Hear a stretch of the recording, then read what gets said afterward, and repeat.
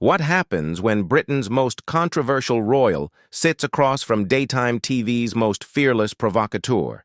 You're about to find out. Because when Prince Harry went head-to-head with Sharon Osbourne, what began as a polite chat turned into one of the most combustible confrontations in talk show history. From the moment Harry walked onto the View set, the tension was thick enough to cut with a knife. He'd been booked to talk about his charities and upcoming projects. The producers had sold it as a safe, PR-friendly conversation, a chance to highlight his work with veterans and mental health. What they got instead was a slow-motion train wreck engineered by Sharon herself. Backstage, the atmosphere had already been simmering. Harry's team had sent over a do-not-ask list that might as well have been written in stone. No King Charles, no Queen Camilla, no Prince William, no Netflix doc, no memoir, no royal rift. Sharon read that list like a hit sheet. Once they were on air, the early pleasantries went as expected. Harry was calm, measured, diplomatic, the product of countless hours of media coaching.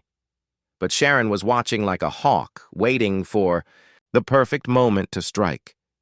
"It's lovely hearing about your charity work," she began, her tone sweet enough to fool the untrained ear. "Really. But I have to ask, and I think our viewers deserve to hear this, how do you square all this talk of supporting veterans with what many see as your abandonment of your military family back home?" The air froze. Harry's jaw twitched before he smoothed his expression. Around the table, co-hosts shifted in their seats. Sharon had just broken every boundary Harry's team had set. "That's an unfair characterization," he replied, his accent sharpening under the pressure. "My commitment to veterans hasn't wavered, regardless of geography or family matters." Sharon let out a short, cutting laugh. "Geography? Family matters? That's quite the euphemism for walking away from everything you once stood for." She thumbed through her notes with the satisfaction of someone holding live ammunition. "You served your country for a decade," she continued, voice gaining force. "Men and women bled beside you, they respected you, and now you're in Hollywood, cashing Netflix checks, trashing the crown and the very institutions they fought for." Harry gripped the chair's arms, knuckles white. He knew the trap: lash out, and you give her the viral clip she wants. "My service record speaks for itself," he said evenly, though a tremor ran beneath the words. "I've chosen to speak. Truth to power, which seems to make some people very uncomfortable." "Truth to power," Sharon pounced, turning slightly toward the audience. "The truth is you had everything handed to you and threw it away because you couldn't handle a little criticism from the press." Harry's mask slipped another inch.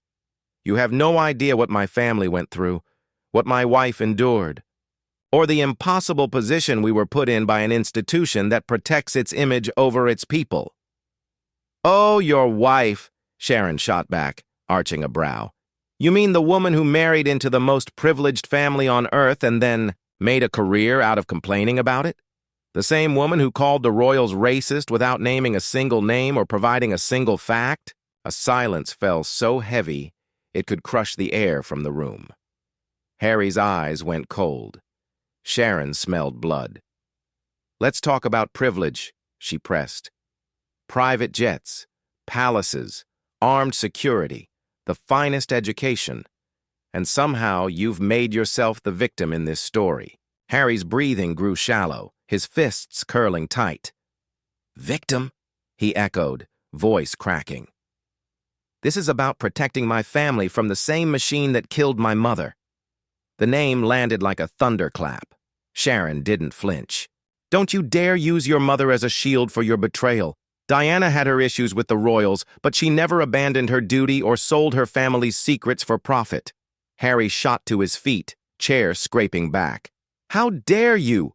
Talk about my mother. You didn't know her. You don't know what she sacrificed or what she wanted for her sons." Sharon didn't blink. "I know she wouldn't have wanted her son to become a professional victim. I know she wouldn't have wanted you to run to California and air the family's dirty laundry to the highest bidder." Harry's face ran the full spectrum: fury, disbelief, hurt. The other hosts looked rattled. One tried to cut in. Maybe we should take a break? No, Sharon snapped, eyes locked on Harry.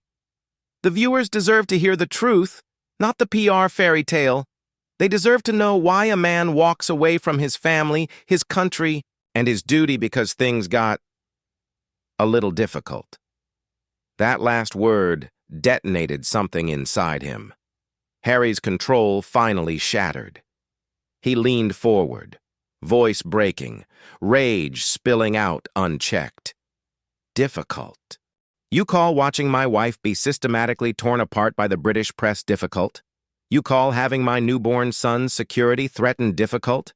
You call being told my mixed-race children wouldn't get the same protections as other royal grandchildren difficult? The words landed like a grenade in the middle of the studio. For a second, even Sharon Osbourne seemed caught off guard by the raw fury in Harry's voice.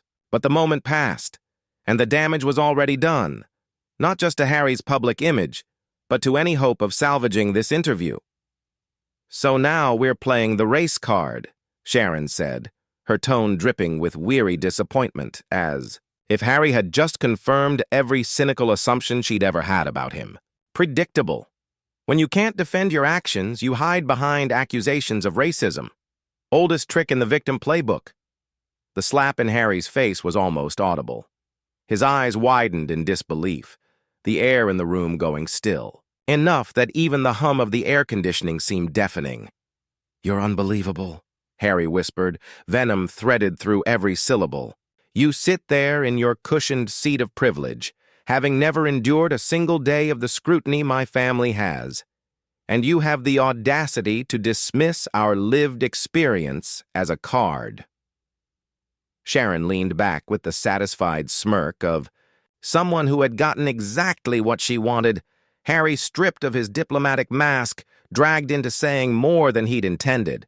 "I'm stating facts," she said, her voice calm enough to be infuriating. "Fact. You had it all, and you walked away. Fact. Instead of working inside the system, you burned it down and cashed in on the ashes. And now you justify it all by painting yourself as a victim of circumstances millions would kill to have." Harry stood motionless, chest heaving, hands trembling with the effort not to explode. The cameras drank in every flicker of emotion. Then Sharon pulled the pin on her last grenade. "You know what really disturbs me, Harry?" she said, her mock concern somehow more vicious than any insult. "It's not just that you abandoned your family and your country. It's that you've weaponized your trauma and turned your mother's death into a brand. You've built an industry around being Princess Diana's grieving son. Frankly, it's grotesque." Harry's face went white, then red, his rage radiating so intensely that crew members flinched. Even Sharon's co-hosts looked rattled by the brutality. "Stop," Harry warned, his voice low but deadly. But Sharon wasn't finished. "Diana's death was a tragedy for the world," she pressed on. "And you've turned it into your meal ticket. Every interview, every documentary, every book. It's all Diana, Diana, Diana. You've made millions from her memory, and you dare lecture others about exploitation." The set erupted into chaos. Producers gesturing wildly, co-hosts talking over each other, security inching closer. "You're sick," Harry spat, his voice trembling with something primal. "To accuse me of profiting from my mother's death. A woman I lost at 12 who never met her grandchildren is inhuman." "I'm still stating facts," Sharon countered coldly. "Every move you've made since leaving the royals is built on that tragedy. Oprah, Netflix, the memoir, all of it." Harry wiped his eyes. When he looked up, the vulnerability was gone. His voice turned low, steady, dangerous. "You want to know about my mother?" he said, stepping toward her. "She spent her final years hunted like prey. She died in a tunnel because photographers saw her as a paycheck, not a person. And now I'm sitting across from someone doing the same thing. You're exploiting tragedy for ratings. You are the system that killed her." For the first time, Sharon looked rattled, but Harry wasn't done. "The difference is, when I tell my story, it's to stop it happening to others. When you use it, you're just feeding the machine that destroyed her. Sharon opened her mouth, but Harry cut her off with a final, sharp gesture. I'm done. Done with this conversation, this show, and people like you who think human decency is optional if it sells. He ripped off his mic and turned to leave, then paused. His voice was tired now, disappointed, not angry. You know what the real tragedy is, Sharon. You could have used this platform for something that mattered. Veterans' mental health, military families, anything real. Instead, you turned it into a circus. Harry, wait, she started.